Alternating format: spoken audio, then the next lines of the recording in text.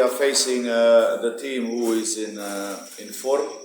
They are winning last 3 games.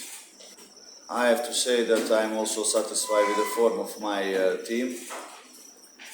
In my team are back 2 important players, Balde and Pelu, and we are looking forward tomorrow to play a good game. Terima kasih.